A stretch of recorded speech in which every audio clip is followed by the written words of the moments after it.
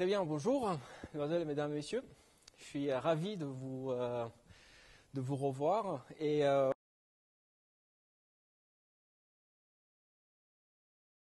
aujourd'hui, ma conférence va porter sur les ateliers de misère. Alors c'est un sujet qui soulève beaucoup d'émotions. En général, c'est un sujet qui est très très difficile d'aborder. Enfin, en général, je trouve qu'il y a certains sujets, de toute manière, c'est difficile d'être abordé si on ne fait pas partie de la catégorie de ceux concernés. Par exemple, il est très difficile de parler de l'immigration si on n'est pas immigré, très difficile parler du genre si on n'est pas femme, c'est très difficile de parler de la pauvreté si on n'est pas pauvre. Alors je vais essayer de parler de la pauvreté parce que moi j'étais pauvre, donc voilà, c'est une de mes compétences. C'est pas que je suis riche, hein, mais j'étais vraiment très très pauvre. Et donc c'est un sujet qui soulève beaucoup d'émotions, je disais. Et puis c'est plus particulièrement aujourd'hui, je vais parler des ateliers de misère, hein, ce qu'on appelle en anglais les sweatshops. Je fais souvent des cours en anglais, puis j'ai toujours un étudiant à la fin, il dit mais monsieur, je n'ai pas compris le rapport avec les bonbons. Je dis sweat shop. Je dis non, mais c'était pas sweet shop, c'est sweatshop, comme transpiration. Donc c'est la traduction française de ce concept-là, c'est les ateliers de misère. Et on parle des conditions de travail particulièrement difficiles et pénibles. Et aujourd'hui, ce que je vais essayer de faire, c'est une présentation des différentes approches. Hein, c'est ceux qui sont pour ou ceux qui sont contre, vous expliquer les raisons. Et surtout, décortiquer un peu ce que c'est que les ateliers de misère et de quoi parle-t-on exactement, parce que cette émotion est soulevée souvent et les gens discutent en contradictoire, mais pas forcément de la même chose. Et je vais vous expliquer de quoi on parle habituellement. Et puis, dans la dernière partie, je vais entreprendre un peu une analyse socio-économique en m'appuyant évidemment sur les enseignements de l'économie autrichienne avec l'objectif de vous donner de mettre ces questions-là sous une lumière différente. Alors, la plupart des personnes, quand on parle des ateliers de misère, ils sont en général contre. Hein. Vous avez des t-shirts, ce t-shirt n'est pas produit dans un atelier de misère, contre les sweatshops. Mais vous avez aussi des gens qui sont pour les ateliers de sweatshop et qui considèrent que le problème ne sont pas les ateliers, n'est pas d'avoir des ateliers de misère, mais le problème c'est de ne pas en avoir beaucoup d'ateliers de misère. Et qui sont ceux qui sont contre? Habituellement, ceux qui sont contre, ce sont des organismes non gouvernementaux, ce sont des militants. Vous en avez aux États-Unis une grande organisation qui s'appelle Students Against Sweatshop. Puis vous avez notamment dans l'industrie textile beaucoup de militants qui mettent des labels sur certains vêtements qui n'ont pas été produits dans des ateliers de misère.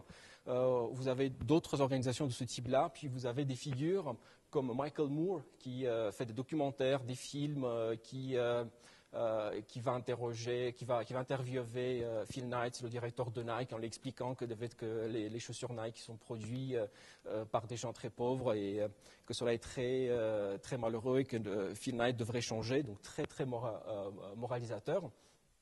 Et vous avez également dans l'académie, hein, vous avez énormément de professeurs qui publient des articles pour critiquer les ateliers de misère. Mais vous avez aussi des défenseurs des ateliers de misère. Vous avez notamment aux États-Unis un auteur qui s'appelle Powell, qui publie énormément dans ce domaine. Il publie beaucoup de livres. On le voit mal ici, mais Benjamin Powell, Out of Poverty, c'est un de ses derniers livres. Et vous avez un éditorialiste de New York Times, vous avez beaucoup de journalistes au New York Times qui sont en faveur des ateliers de misère. Et si vous voulez apprendre beaucoup de choses sur les ateliers de misère, The New York Times, c'est le journal où on apprend des choses, beaucoup d'histoires, beaucoup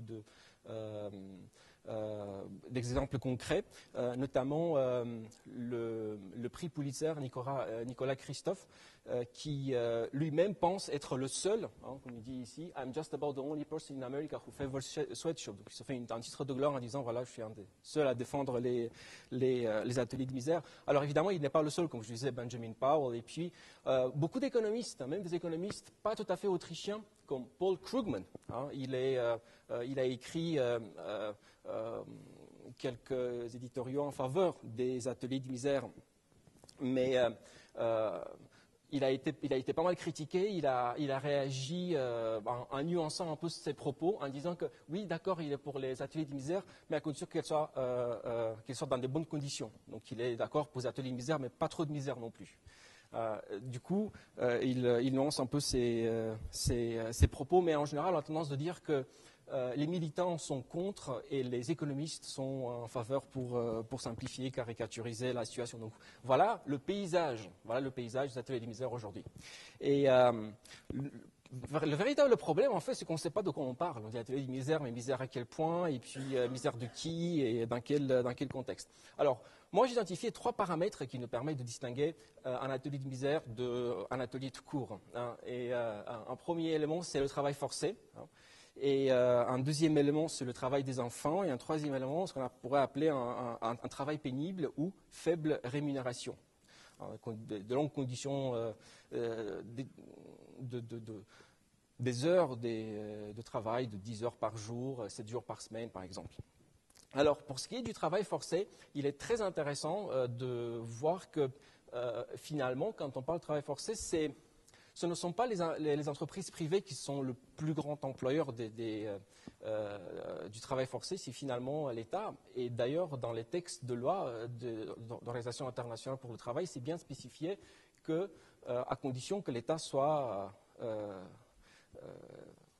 démocratique, si on vit dans un État démocratique, on peut excuser certaines pratiques comme le travail dans les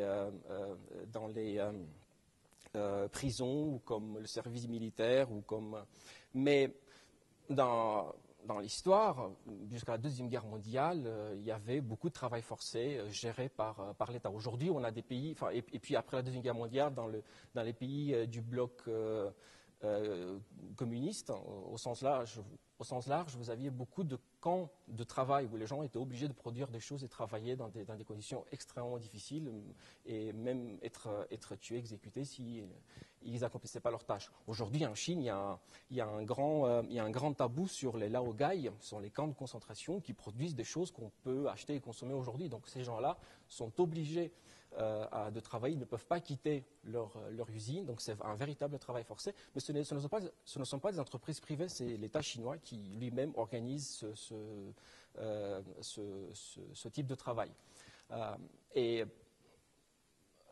à cet égard, il est difficile de trouver quelqu'un qui défend ce genre de pratique, que ce soit sur le plan moral, économique. Il est vraiment difficile de trouver quelqu'un qui défendrait ce genre de pratique. Mais aussi dans l'économie privée, pour ainsi dire, vous avez un article qui donne beaucoup de détails sur différents exemples de travail forcé où des gens, des entreprises privées, enferment d'autres gens et les forcent de travailler, et sous peine de punition, d'exécution et ainsi de suite. Au mois de septembre, quand j'ai commencé à préparer cette conférence, je me suis amusé, enfin je ne me suis pas amusé, mais simplement je regardais dans Google les différentes, j'ai juste marqué dans les quelques langues que je connais des mots travail forcé, et puis on trouve beaucoup d'exemples, que ce soit en français ou en anglais ou en italien. On parlait en Italie dans les pouilles des récolteurs de tomates, des gens qui deviennent prisonniers et qui vivent dans des conditions très difficiles et surtout ne peuvent pas partir, sont empêchés avec des armes de quitter les lieux et travaillent sous la force des armes. En Italie pour recueillir des tomates ou en Espagne pour recueillir des fraises. Et tout. Ça, c'est du travail forcé et c'est plus que des ateliers de misère. Et on trouvera très peu de gens, moi je connais personne qui pourrait défendre ce genre de pratique, quel que soit le plan, moral ou économique. Ah oui, c'était ça la ville des esclaves. Mais ici, on parle vraiment du travail forcé et des armes. Après, on a le travail des enfants. Le travail des enfants, c'est un autre sujet extrêmement délicat et compliqué. C'est très, très difficile de trancher là-dessus. Aujourd'hui, la réglementation internationale est est plutôt tâche d'encadrer le travail des enfants. Et en général, on arrête à 14 ans. Enfin, on commence à donner droit aux enfants à 14 ans de travailler, et avec quelques exceptions pour les pays en voie de développement.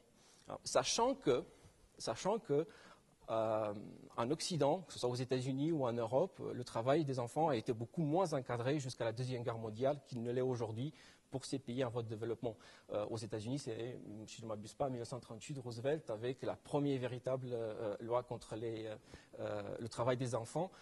Moins de 12 ans, et à l'exception de l'agriculture. Donc vous avez toujours des enfants qui travaillent dans les champs aux États-Unis, même entre les deux guerres. Et puis en France, vous avez une législation qui était en théorie qui encadrait plus le travail des enfants dès la révolution industrielle au XIXe siècle, mais qui n'a jamais véritablement fonctionné et qui avait beaucoup d'exceptions. Vous trouvez toujours des enfants en France travailler entre les deux guerres mondiales. Donc aujourd'hui, les règles semblent strictes, mais comme en France à l'époque, il y a des règles, mais elles ne sont apparemment pas respectées, parce que quand vous regardez les statistiques, vous apercevez qu'il y a des pays où plus de 30% des enfants entre 5 et 14 ans travaillent. Et sans surprise, ce sont les pays les plus pauvres. Donc c'est l'Afrique centrale et puis certains pays de l'Asie du Sud-Est, le Bangladesh, l'Inde. Et donc, ceci étant dit, un troisième élément que je voulais mettre en évidence, c'est le travail pénible ou la faible rémunération. Alors ça, c'est la plus grande source de confusion sur les ateliers de misère. Sur le travail forcé, la plupart des gens peuvent se mettre d'accord sur le fait qu'il n'y a pas de débat, que c'est inacceptable, moralement surtout.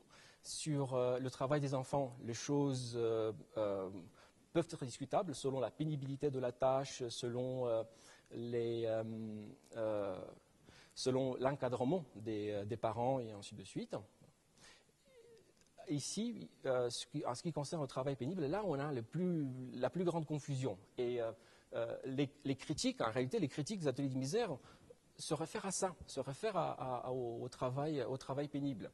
Et vous avez ce qu'on appelle en anglais les trades of last resort to disparate exchanges, et un grand entre guillemets, philosophe américain qui s'appelle Michael Walzer, qui a écrit ce bouquin et qui a développé ce concept dans ce bouquin, qui consiste à dire que si on est pauvre, on n'a pas véritablement le choix. Du coup, faire des échanges désespérés, ce ne sont pas des échanges, et du coup, les ateliers de misère devraient être fermés. C'est un peu ça la logique. Vous avez un concept qui va avec, qui est la dépendance à un salaire, le fait d'être dépendant de quelque chose, et en disant que ça aussi c'est moralement inacceptable, le fait d'être dépendant de quelque chose.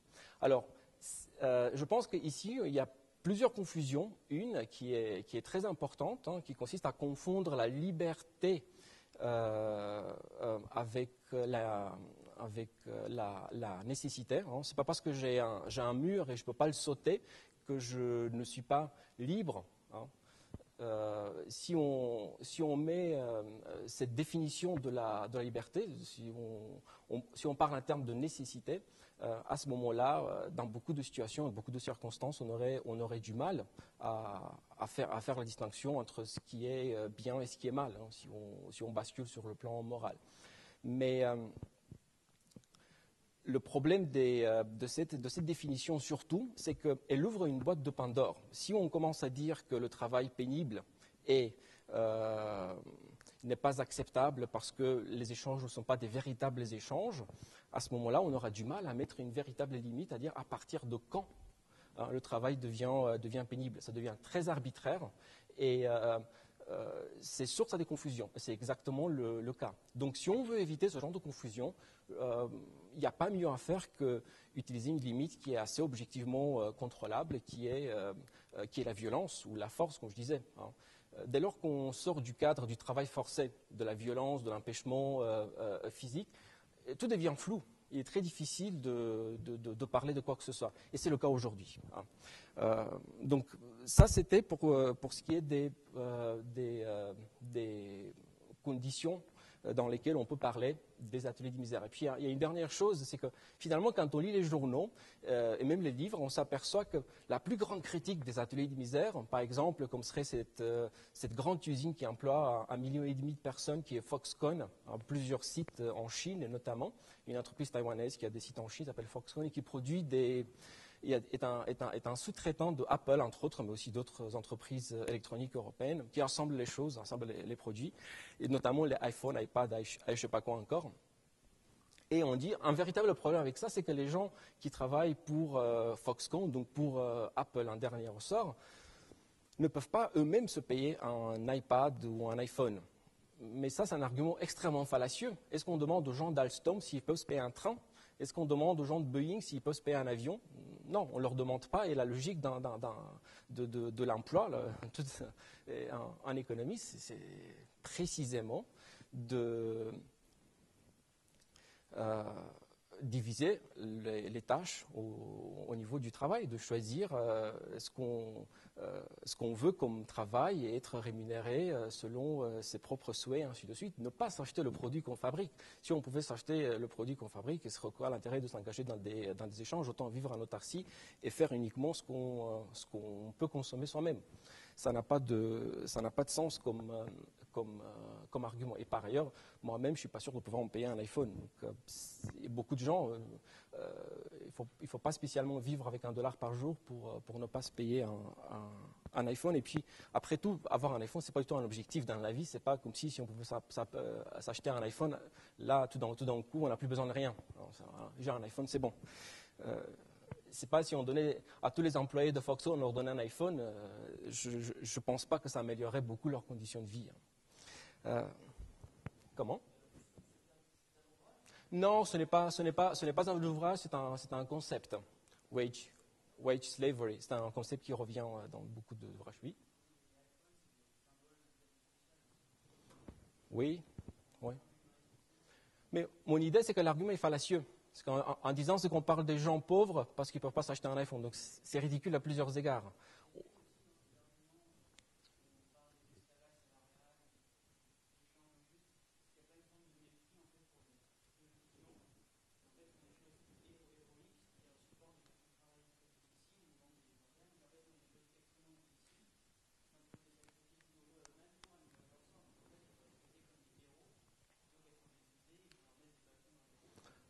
Évidemment, je pense être parfaitement d'accord avec vous. On peut parler plutôt des euros plutôt que des héros, pardon, plutôt que de les mépriser. Alors, je reviendrai sur ce sujet, oui. Oui, je voulais un peu plus insister sur une analyse socio-économique parce qu'il y a la manière dont les ateliers de misère sont traités habituellement, elle est insatisfaisante notamment parce qu'on pose des très mauvaises questions.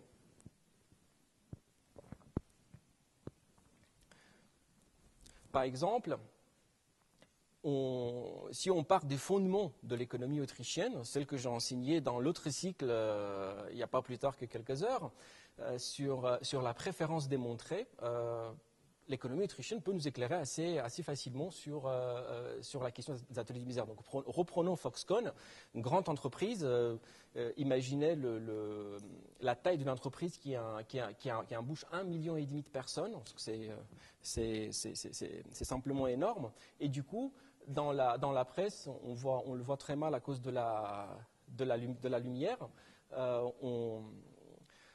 Il y a eu, entre 2000 et 2010, il y a eu énormément de problèmes de suicide. Beaucoup d'employés de Foxconn se sont défenestrés, tout simplement. Et pour pallier à ce problème-là, ils ont installé des filets de sauvetage. Du coup, quand on saute, on tombe sur le filet où on n'atterrit plus directement sur le pavé.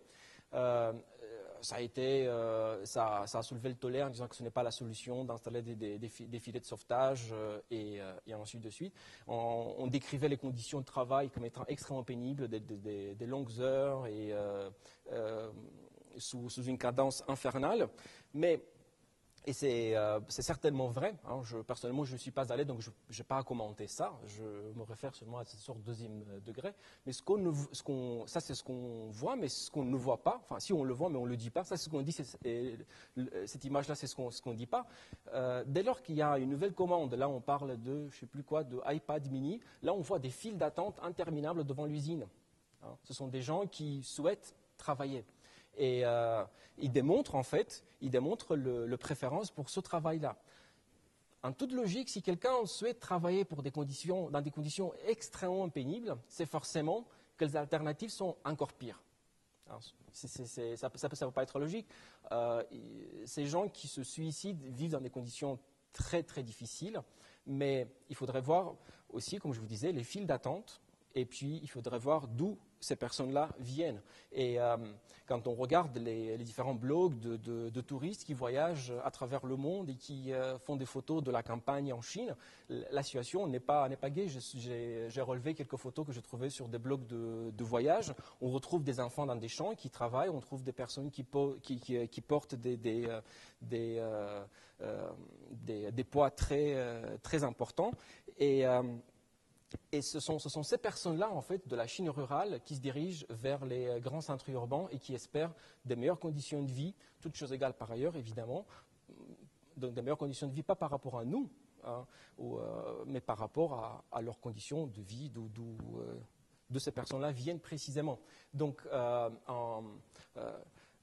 si on reprend toujours le même exemple de Foxconn, je regardais les salaires. C'est très difficile d'avoir une échelle salariale chez Foxconn, d'une part parce que c'est pas très très transparent, et d'autre part parce que ça varie d'un site à l'autre. Ils ont des sites et parfois où les gens sont plus pauvres, les salaires sont plus bas, et puis où les gens sont plus riches ou sont enrichis, les salaires sont plus élevés. Pour prendre l'exemple d'un des sites où les salaires sont les plus élevés, on constate une augmentation sensible des salaires entre 2010 et 2013. C'est le salaire mensuel qui pourrait vous paraître toujours très faible, et qui a beaucoup de gens paraître très faible, 528 €, ce que j'ai pu relever de raisins à Guangzhou. Mais en même temps, quand on lit des choses sur des statistiques, mais des statistiques officielles, on peut s'en douter que la réalité est encore pire, donc des statistiques officielles du gouvernement chinois, le ratio de salaire entre la campagne et la ville en Chine semble être de 3. Hein. Donc, on gagne 3 fois de plus en ville qu'à la campagne. Donc, et puis, même en ville, le salaire en 2010, d'après cette statistique, ça dépasse les 20 000 yuan. C'est vraiment pas beaucoup. Hein, et on s'aperçoit que finalement Foxconn, non seulement paye mieux que la campagne, mais il paye mieux même que d'autres entreprises dans la ville. Et ce n'est pas un hasard qu'il y ait des files d'attente chez Foxconn à chaque fois qu'il y a un nouveau projet. Mais si les choses se passent comme ça, comment se fait-il que les ateliers de misère reçoivent toujours une très mauvaise presse? Simplement, comme je vous disais, parce que je pense qu'on pose une très mauvaise question. Et c'est ça la clé, finalement, de la compréhension des ateliers de misère. Quelle est cette mauvaise question qu'on pose? Si vous lisez la plupart des études là-dessus, vous allez vous apercevoir que la question qu'on le pose, aimeriez-vous avoir de meilleures conditions de travail? Si quelqu'un me pose à moi cette question-là, je vais dire oui. J'aimerais avoir des meilleures. Je travaille, je donne des cours, par exemple cette semaine, 6 heures par jour debout. Donc j'aimerais plutôt être assis, travailler 3 heures plutôt que 6. Si j'aimerais être rémunéré plus, oui, évidemment, j'aimerais être rémunéré plus. Mais c'est une mauvaise question parce que n'importe qui va répondre oui à cette question. Je connais mal la personne. Il y en a certainement, mais je vois mal qui va dire non, je ne voudrais pas gagner plus ou vivre dans de meilleures conditions. C'est le souhait de tout le monde. La véritable question qu'il faudrait poser, si on pense être raisonnable, de pouvoir obtenir un autre travail dans de meilleures conditions. Et cette question-là, elle est beaucoup plus délicate parce que quand on dit que les gens à Foxconn gagnent 500 € et du coup, nous, on pense gagner 1000, 2000, 3000 et que 500, c'est vraiment pas beaucoup, oui, mais le travail que nous exécutons n'est pas forcément accessible aux personnes concernées. Hein. C'est parce que ce sont aussi les mêmes personnes qui ont un grève contre l'immigration. Et on qui ne seront pas forcément contentes de donner des permis de travail à ces personnes-là. Donc il y a une ambiguïté, une hypocrisie qu'il faudrait tirer au clair pour ces personnes qui sont contre les ateliers de misère. Et il y a quand même des statistiques et des études de terrain que j'ai lues et qui posent quand même la bonne question. Hein. Ce sont des études comme le premier en 2002 en Thaïlande qui relèvent le fait que quand on pose la question est-ce que vous pensez pouvoir obtenir un meilleur travail, la plupart des gens vont dire non, je suis là parce que je ne peux pas obtenir un meilleur travail. Êtes-vous content par toutes choses égales par ailleurs par rapport à ce que vous pouvez obtenir, vous avez des statistiques très impressionnantes. 80-90% de personnes se montrent satisfaites et disent non, même si je voudrais travailler mieux, quand je regarde la télé et je vois des films occidentaux, je sais que je ne pourrais pas obtenir mieux ici, en tout cas tout de suite. Donc première étude sur Thaïlande, deuxième étude sur le Vietnam et puis troisième étude sur l'Indonésie, dans laquelle on interroge énormément de femmes et qui travaillent pour quelques dollars par jour et qui se montrent très contentes de pouvoir épargner et envoyer des sous à leur famille et gagner au niveau de leur statut social, devenir indépendante et ainsi de suite. Du coup, lorsqu'on pose la bonne question, on obtient des réponses qui sont très différentes et il n'est plus aussi facile de se montrer contre les ateliers de misère. Et toujours la même question nous permettrait en fait de répondre à une autre... avant de répondre à une autre question, il y a un autre exemple, toujours que j'ai repris dans The New York Times, pour illustrer et pour appuyer ce que je viens de dire sur un autre continent. Hein, vous avez un organisme des grands producteurs de textiles en Afrique du Sud qui, depuis 2000, se mobilise pour interdire les petits, ceux qui travaillent à bas coût et ceux qui payent à bas coût. Du coup, ils ont instauré un salaire minimum par semaine en Afrique du Sud qui est de 57 $ par semaine et que les petits producteurs ne peuvent pas payer, tout simplement.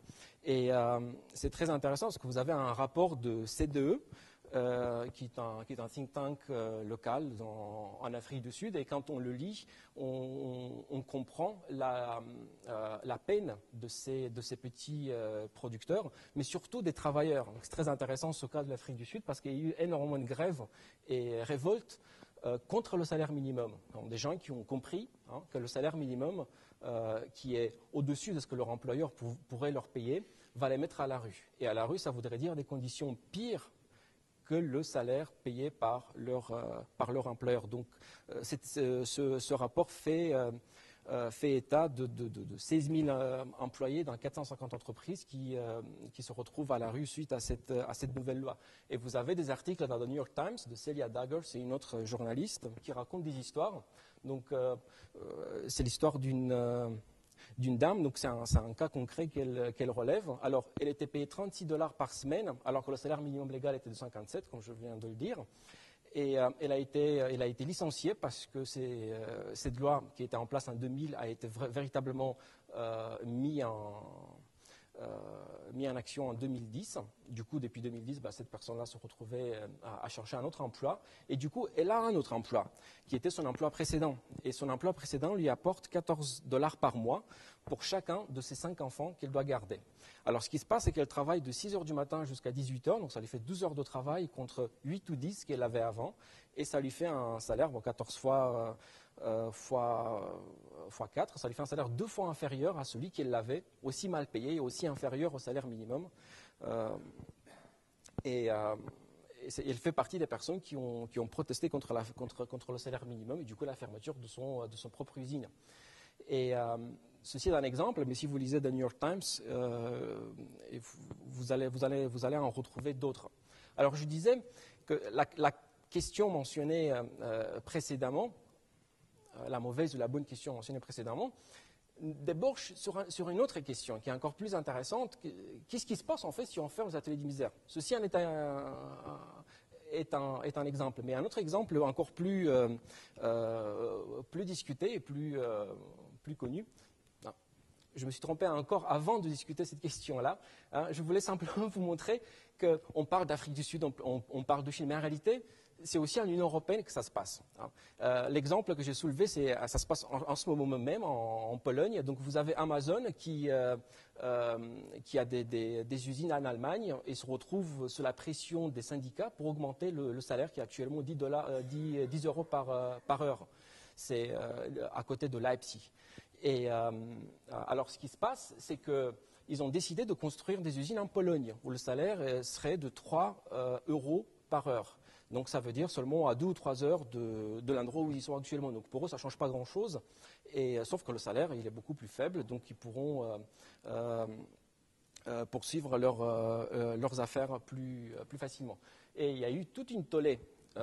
Si vous lisez les journaux français, mais même polonais, il y a toute une tollée contre cette délocalisation en disant voilà, salaire des misères, des titres, nous sommes les Chinois de l'Europe. Et il y a 2 ou 3 semaines, qu'est-ce qu'on apprend quand on lit le courrier international? Que tout le monde veut travailler chez Amazon. Dans les usines de Poznan, les autres employeurs se plaignent de ne plus avoir de la main-d'œuvre parce que plus personne ne veut venir chez eux, parce qu'eux payent 1 ou 2 euros par heure, alors que les autres payent 3. Donc, en toute logique, personne ne voudrait venir travailler pour eux. Donc, c'est un autre exemple, ici même en Union européenne, pas très loin de chez nous, donc on n'a pas besoin d'aller en Afrique du Sud ou en Asie. Mais voilà, la question sur laquelle j'essaie de venir depuis un moment, avant de raconter des histoires, c'est qu'est-ce qui se passe en fait si on fermait les ateliers de misère? Et puis, comme on l'a vu,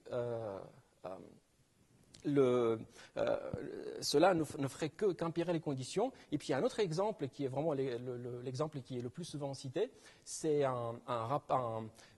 une tentative de boycotter les usines où travaillent les enfants. Donc c'est un sénateur démocrate américain de Iowa qui essaye depuis 1993 jusqu'à aujourd'hui d'introduire dans le Congrès une loi qui boycotterait, qui limiterait les importations des produits faits dans des ateliers de misère, notamment au Bangladesh, faits par les enfants. Alors, il y a un cas de figure très intéressant parce qu'en 1993, quand la première tentative a eu lieu, une entreprise, en anticipant des problèmes, a tout de suite licencié ces 50 000 enfants pour les remplacer par des adultes et s'assurer de la continuité des exportations vers les États-Unis. Finalement, rien de tel n'est advenu, mais il y a quand même un autre rapport de l'UNICEF. Quelques années plus tard, ils sont allés voir où ces enfants sont allés. Et bien, devinez quoi, sans surprise d'ailleurs, ces enfants ne sont pas allés à l'école. Contrairement à ce que tous les détracteurs des ateliers de misère souhaitaient. Ces enfants ne sont pas allés à l'école, ils sont retrouvés dans des conditions pires que les ateliers de misère. Ils sont retrouvés dans la prostitution, sont retrouvés dans des mines travailler dans la rue. Donc, c'est ça en fait qui se passe si on ferme les ateliers de misère. Un point supplémentaire, si on poursuit cette réflexion, on peut aussi réfléchir à l'apport des ateliers de misère dans le développement économique.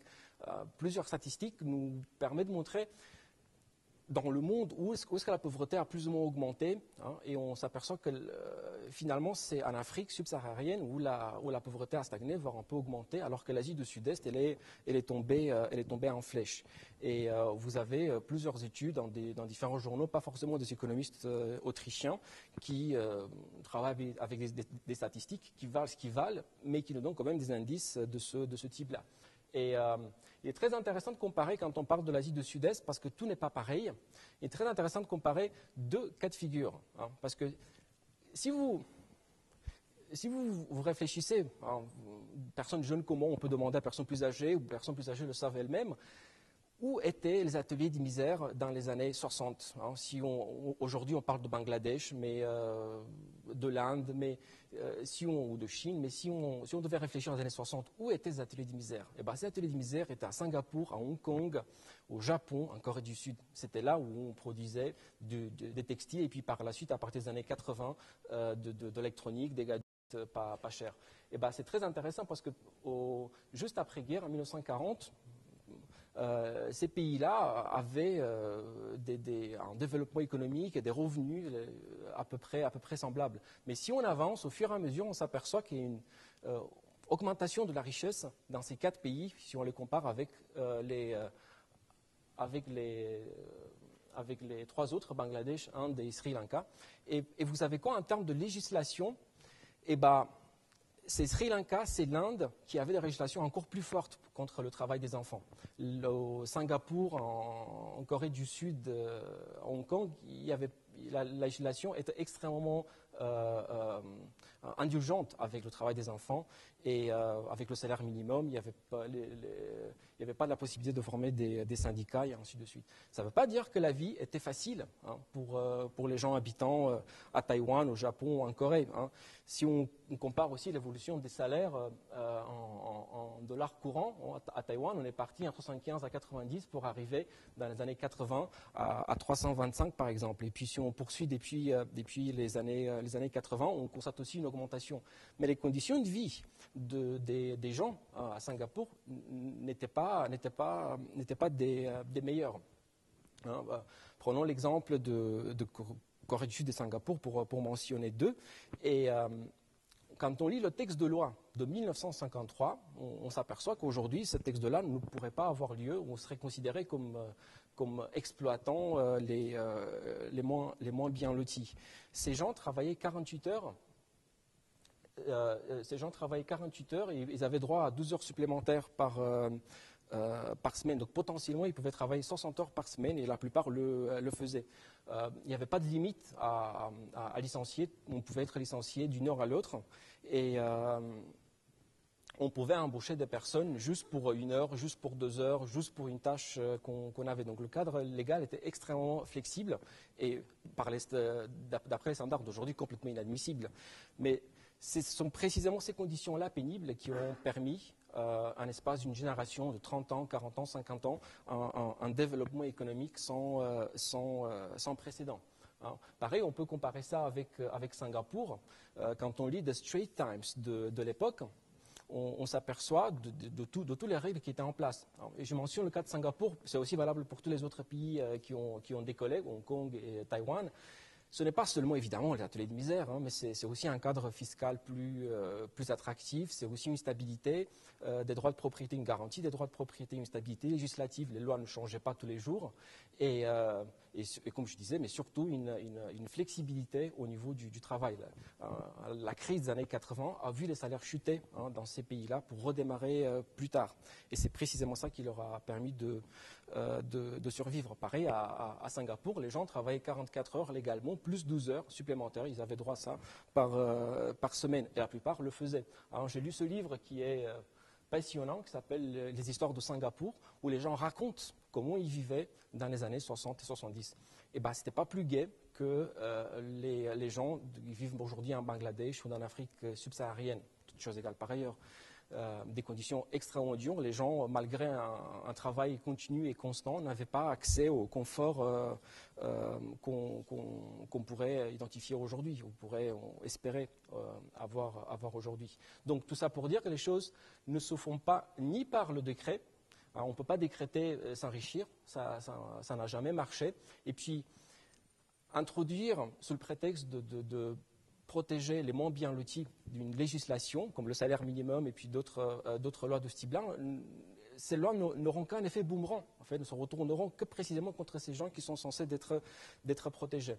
Et pour suivre cette comparaison au niveau de l'Asie du Sud-Est entre ces deux groupes de pays,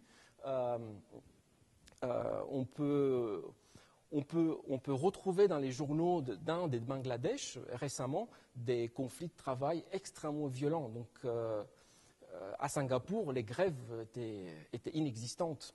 C'est arrivé 1 ou 2 fois et c'était vraiment exceptionnel et c'était rien du tout pareil en Corée du Sud et à d'autres moments. Et aujourd'hui, en Inde et en Bangladesh, les conflits sont extrêmement violents et ça arrive souvent au meurtre. Il y a des managers qui ne se font pas séquestrer comme en France, mais se font tuer. Donc ça arrive tous les ans, quelquefois, des usines qui brûlent, des managers qui se font tuer. Et quand vous lisez la presse sur les dernières années, suite à des protestations concernant le salaire, des managers se font tuer. Maruti's man as a plant killed in violence. Et du coup, comme résultat, les entreprises quittent,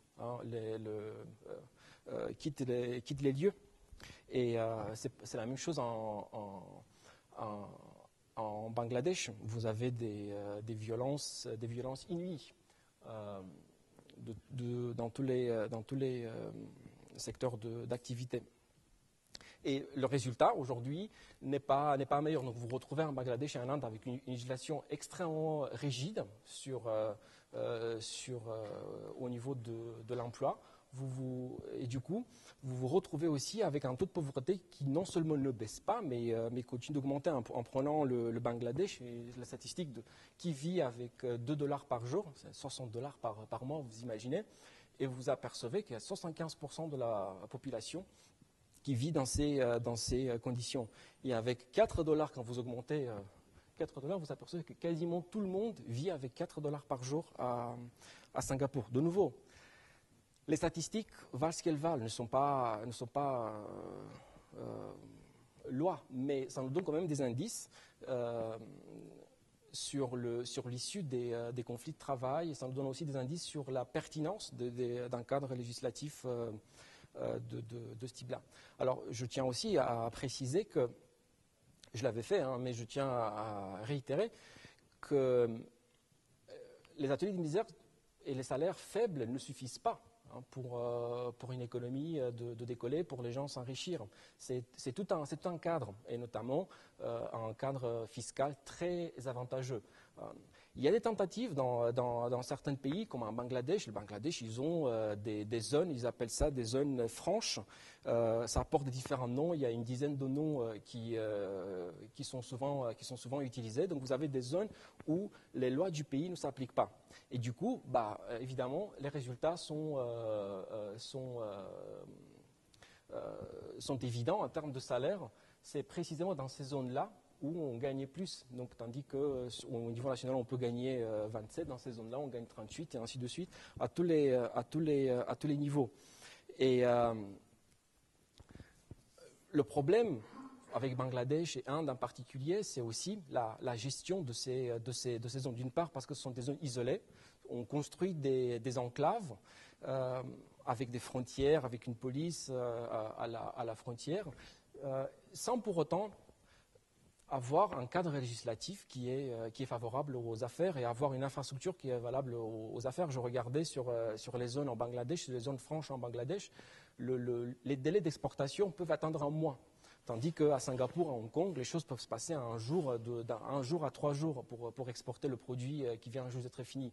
Du coup, Bangladesh ne représente pas un véritable intérêt et attrait pour les producteurs. La raison pour laquelle ces zones-là existent, c'est parce que jusqu'en 2004, l'Organisation internationale du commerce avait instauré des quotas de production pour les textiles. Et cela a donné un avantage à ces pays qui, malgré une législation peu favorable, pouvaient accueillir des entreprises qui produisaient au-delà du quota dans d'autres pays plus accueillantes. Mais les choses ont beaucoup changé en 2004, parce qu'avec la fin des quotas, ces entreprises, ces pays qui étaient moins accueillants se sont retrouvés avec moins de producteurs. Un cas de succès, c'est l'île Maurice. Ils ont instauré, dans les années 70, ils ont instauré des conditions d'accueil pour les affaires extrêmement favorables. Et les zones franches à Maurice n'étaient pas localisées. Chaque entreprise était exonérée de taxes à partir du moment où elle exportait. Et au début, il y en avait 9 entreprises, puis avec le temps, les choses se sont développées. On avait 17 entreprises en 78 et en 90, on en avait 90 000 employés, et ça faisait un tiers de l'emploi national. Alors, plus récemment, les chiffres sont encore plus importants. Donc, tout compte fait, j'essaie de montrer que la législation peut avoir un effet boomerang et que les ateliers de misère vivent dans un cadre social, un cadre économique, mais aussi un cadre légal. Et l'ensemble de ces paramètres peuvent aider ou pas à l'amélioration des conditions de vie des moins bien lotis. Maintenant, pour ceux qui sont vraiment des militants fervents contre les ateliers de misère, je pense que, et on ce sentiment-là que les ateliers de misère, c'est quelque chose de malheureux, et c'est tout à fait compréhensible. Je pense qu'un meilleur positionnement, plutôt que d'inciter à la fermeture ou à agir d'une manière négative, au sens du boycott, on boycotte les produits faits en atelier de misère, une stratégie beaucoup plus efficace pour ces gens même, ça serait au contraire d'acheter leurs produits. Quelque chose semblable à ce qui est aujourd'hui le commerce équitable. Il y a une part de bienveillance en payant une prime supplémentaire pour les gens qui se sentent vraiment concernés par cette question. Du coup, au lieu d'interdire la production des iPhones à Foxconn, pour pas avoir même un label, ce produit a été fait dans un sweatshop. Achetez-le, payez un peu plus cher parce qu'il a été fait dans un sweatshop. Mais en tout cas, il faudrait bien se tenir à l'écart des critiques simplistes et naïves, et surtout d'entreprendre une démarche qui serait inscrite dans un cadre d'aide. Lorsqu'on souhaite rendre les moins bien lotis mieux lotis, l'aide ne ferait que les rendre dépendants de celui qui fournit l'aide. À cet égard, sur le rapport entre l'aide et l'entrepreneuriat, vous avez un livre qui est très populaire, traduit en français, de Dambi Samoy, qui s'appelle L'aide fatale. Et en anglais, c'est Dead Aid. Elle donne aussi beaucoup d'exemples, beaucoup cas de figure où l'aide n'a fait qu'empirer les conditions de vie. Donc, je voudrais conclure assez rapidement sur les 3 points que je pense avoir soulevés pendant ma conférence, parce que le temps court. Premier élément que je voulais souligner, c'est la confusion terminologique, c'est qu'on ne sait pas de quoi on parle et qu'il faudrait préciser quand on dit atelier de misère, si on parle travail forcé, travail des enfants ou travail pénible, et avec les paramètres que j'ai indiqués. Un autre élément que je voulais souligner, c'est que la plupart des critiques à l'égard des ateliers de misère sont naïves et biaisées, sont bourrées de préjugés, des préjugés essentiellement occidentaux, et très peu concernés et très peu attentifs au contexte de vie des personnes concernées. Et puis, troisième point, toute évidence, les ateliers de misère, ce n'est pas une panacée. Vous pouvez penser que j'enfonce des portes ouvertes, mais les ateliers de misère ne peuvent pas changer la face du monde par elles-mêmes. Il y a des situations comme l'Inde et Bangladesh où vous avez sur 50 ans, sur 100 ans des ateliers de misère, et puis si le cadre légal ne change pas, vous allez avoir encore pour 200 ans des ateliers de misère. Pour que les ateliers de misère changent, il faut aussi un cadre légal et aussi économique et social. Ceci étant dit, je pense qu'il est temps que je m'arrête, tout en vous remerciant de votre attention, et je me tiens à votre disposition pour des questions. Merci beaucoup.